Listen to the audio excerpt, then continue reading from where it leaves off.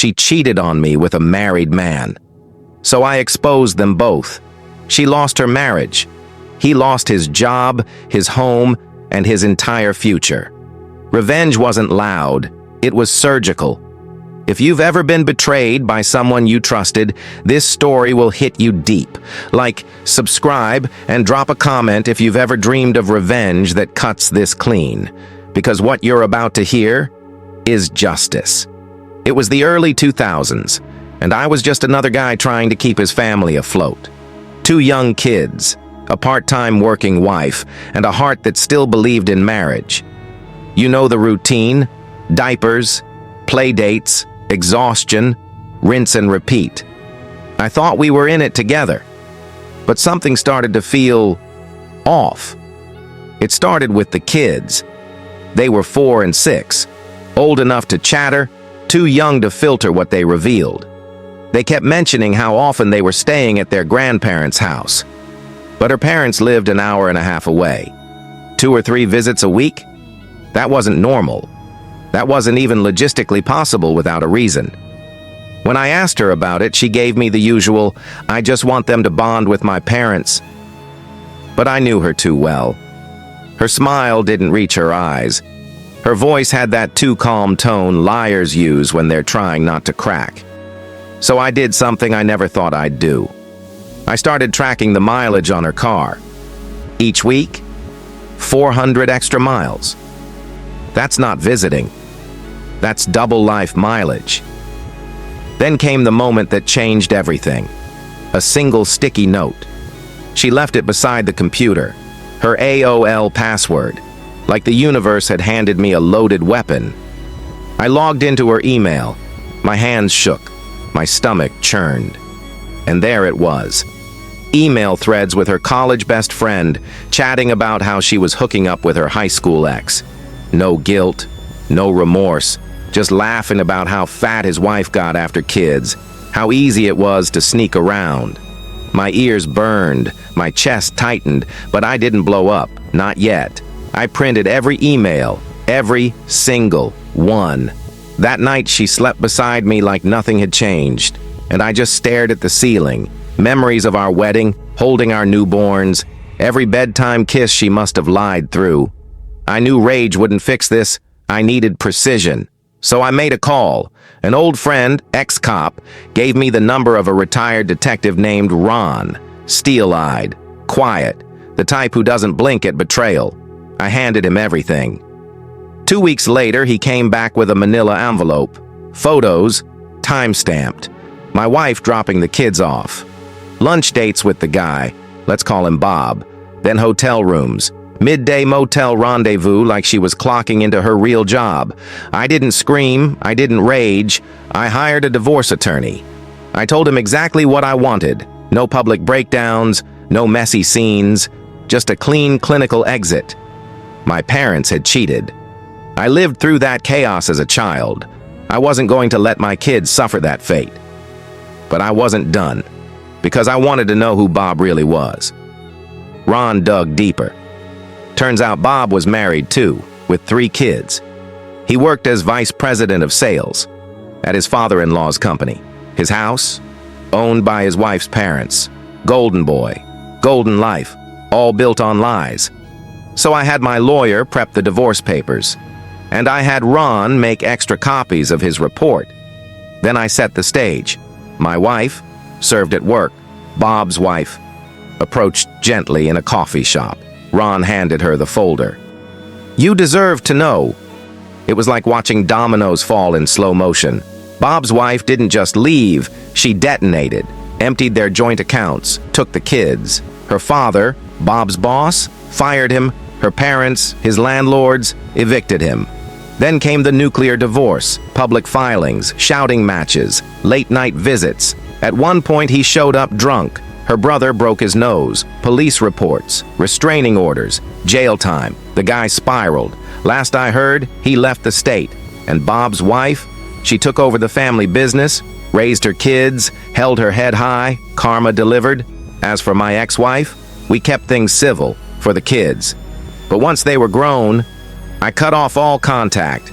No hate, no grudge, just nothing. Because silence can be the sharpest blade. At the end of the day, I had my peace. My kids were okay. And the man who thought he could play house with my wife, he lost everything. Sometimes the sweetest revenge isn't rage. It's patience. It's handing them the match and watching them burn their own lives down. If that story lit a fire in your gut, hit like. Subscribe for more real-life revenge stories where karma never forgets. And tell me in the comments, what's the most satisfying revenge you've ever witnessed? Thanks for watching.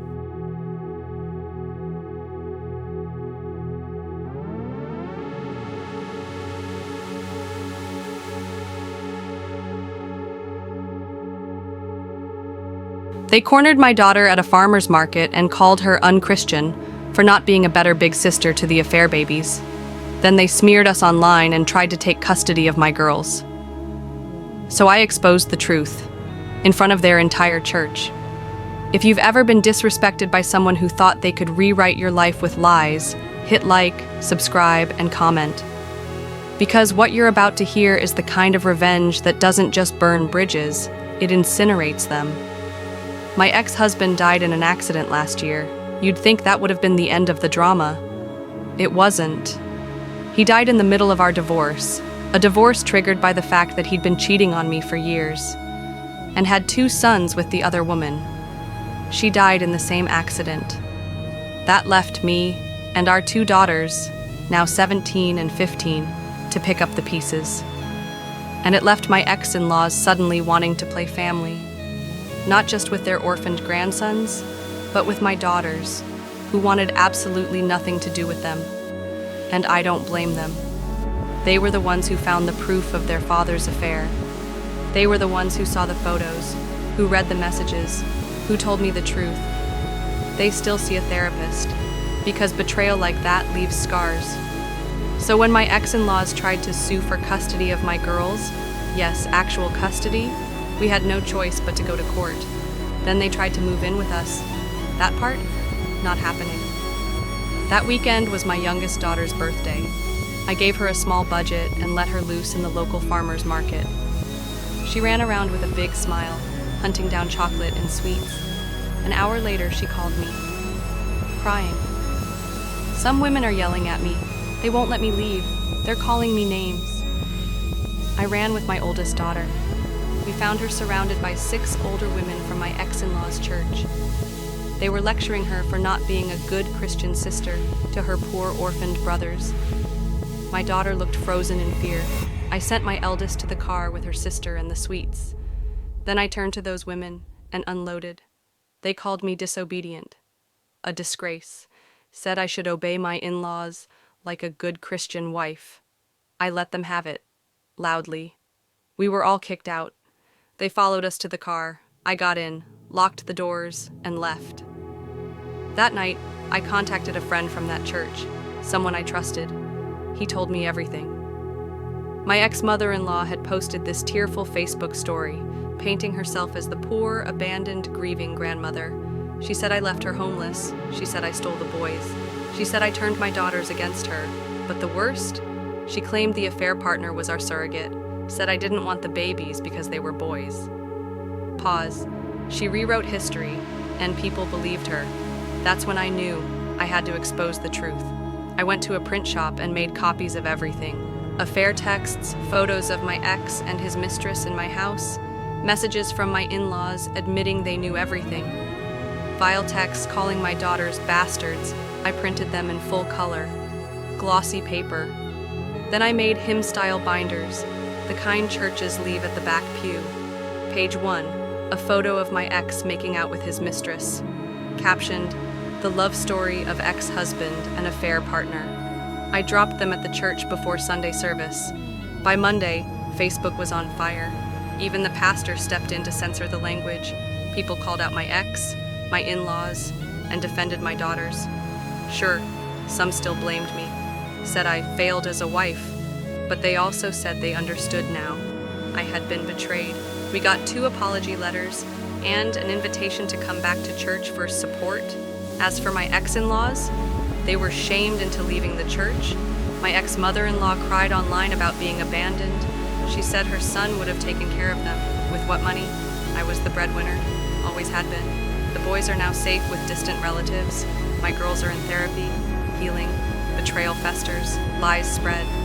But truth burns through it all. Sometimes justice doesn't come from courtrooms. Sometimes it comes from a printer. If that story hit a nerve, hit like. Subscribe for more tales where karma doesn't whisper, it screams. And drop a comment. What would you have done in my shoes? Thanks for watching.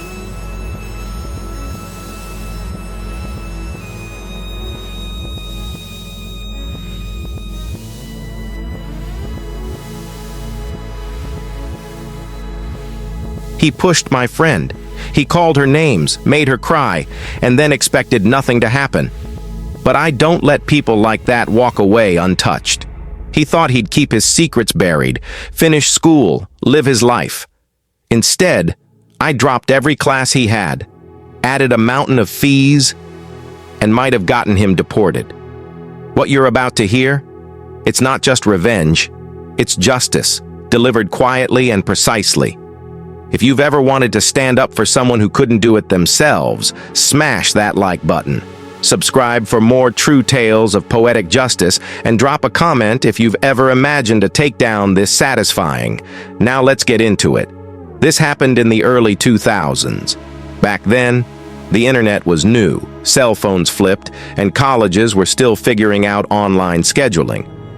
I was just a regular guy, attending my local junior college, working a part-time admin job on campus, and living with my girlfriend to save on rent.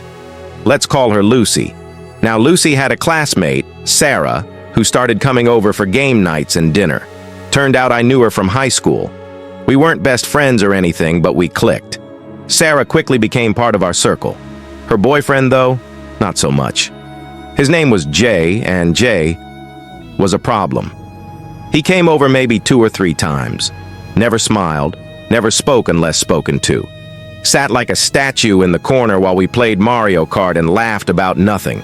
You could feel the tension roll off him in waves. Still, we tolerated him, for Sarah's sake. Then one night, the real Jay showed up. Sarah called Lucy, voice shaking, asking if she could come over. She was crying. When she got to our place, she sat on our couch like she was trying not to fall apart. Jay had accused her of cheating, not with a specific person, just anyone, everyone. United States, me, Lucy. It didn't matter. He'd yelled at her, called her names I won't repeat, and when she tried to leave, he pushed her. She fell backward over a coffee table and bruised her back so bad she could barely sit without wincing. Lucy saw the bruise. She told me it was bad. Sarah, though, she made excuses. Said it was probably an accident, that he'd never done anything like that before. But I couldn't forget the look in her eyes when she walked through our door. I was shaking. I didn't want to hit Jay. I wanted to destroy him. But I wasn't a fighter. I wasn't violent. So I did what I do best. I made a plan. You see, I worked in the school's administration office. I had access to student records, schedules, and enrollment. And the deadline to change classes, drop or add, was coming up fast. Jay was a student too, a foreign student, which meant if he wasn't enrolled in enough credits, he could lose his visa and be forced to leave the country. And that, right there, became my pressure point. The day before the deadline, I sat down at one of the enrollment phones in the admin building. Back then, you had to use a dedicated line to change classes. No online portals, no 2-factor authentication. I entered his student ID, pulled up his records, and dropped every single one of his classes. Then I re-enrolled him, but not in the same ones. I picked courses that had the highest possible extra fees. Lab classes, specialty workshops, anything with a materials charge attached.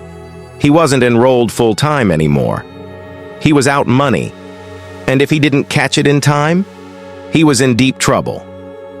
I walked out of that office calm, not gloating, not grinning, just satisfied. The next week, Sarah came over again. She looked lighter, freer. She told us she'd broken up with Jay that night after he pushed her, but she was scared. They still had an English class together. Tuesday came. She walked into class, and Jay was there, standing, not sitting, standing at the back of the room like a lost dog. The teacher looked confused. The room was over capacity, so she did what any good professor would. She took roll, and when she got to Jay's name, it wasn't on the list. He tried to argue, said it had to be a mistake. The teacher double-checked the printed class roster. Still no Jay. Sarah said he looked pale, embarrassed, and then he left. He never came back. I never told anyone what I did. Sarah didn't know. Lucy didn't know. But about a month later, I peeked at his records one last time. All those added classes dropped, but no new ones replaced them. His enrollment was empty. Whether he left on his own, got booted, or was deported, I'll never know. But what I do know is that Sarah never had to share a classroom with him again. And if he faced some serious consequences for pushing her and screaming in her face, well, maybe next time he'll think twice. The best part? No one saw it coming. He thought he could hurt someone and walk away like nothing happened. But actions have consequences, and sometimes they come from the quiet guy in the corner with access to your records. No punches, no yelling, just a silent surgical strike that turned his semester and maybe his whole life upside down. Sometimes the best revenge isn't loud. It's not dramatic. It's precise, controlled, and designed to make sure the people who hurt others never get the chance to do it again. If this story hit you where it hurts, or made you cheer a little on the inside, don't forget to like the video. Subscribe for more real-life revenge stories where justice isn't just served, it's handcrafted. And tell me in the comments, what's the most satisfying revenge you've ever seen? Thanks for watching.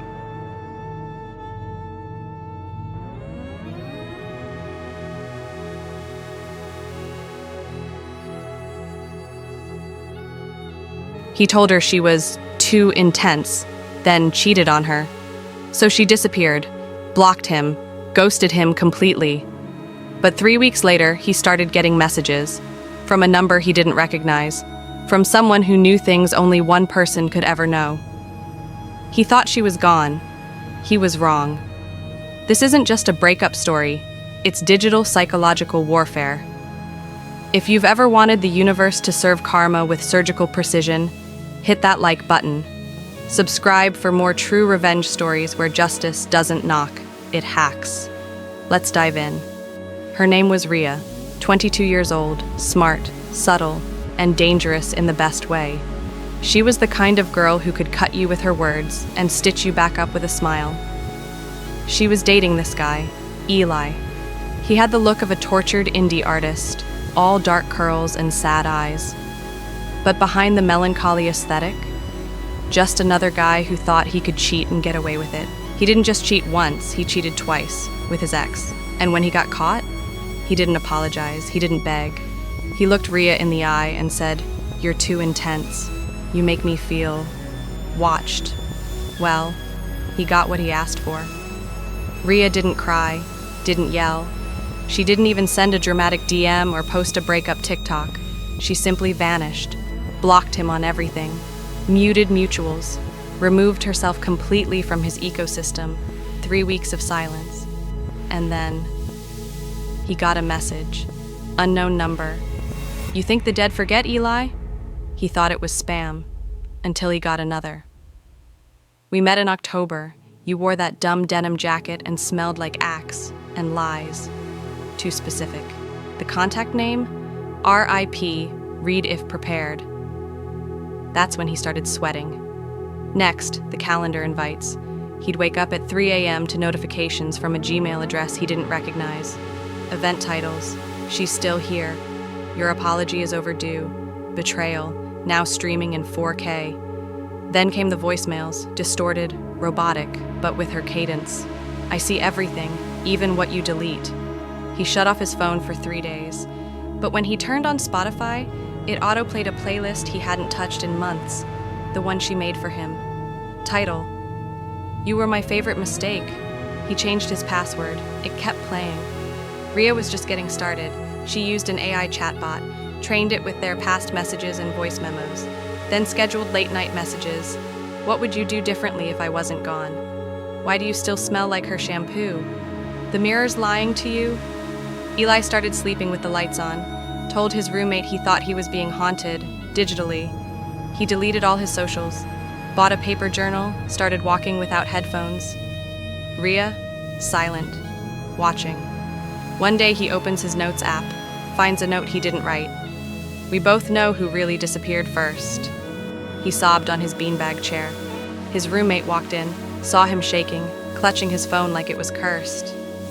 And the next morning, Ria posted a mirror selfie, alive, glowing, unbothered. Caption, "Some people die in your life long before they leave it. I just left early." He liked it in 6 seconds. She blocked him again. Ria went viral on TikTok, titled her story time, "How I Haunted My Cheating Ex with AI." She booked interviews, turned it into a short film. Comments flooded in, "Haunt me, queen." This is art. Some people write poems. You wrote trauma code. Eli? Rumor has it he flinches when Spotify opens. Can't look at a Google Calendar without checking for ghosts. They say he journaled for 78 days straight, trying to find closure with someone who turned revenge into performance art. There's a special kind of justice in letting someone destroy themselves, with a little help. Ria didn't scream, she orchestrated. And in a world ruled by algorithms and memory, she made sure she was unforgettable. If this story gave you chills or ideas, hit that like button. Subscribe for more true tales of revenge, justice, and digital brilliance. And tell us in the comments, what's the most satisfying revenge you've ever witnessed? See you next time, or maybe you'll just think you did.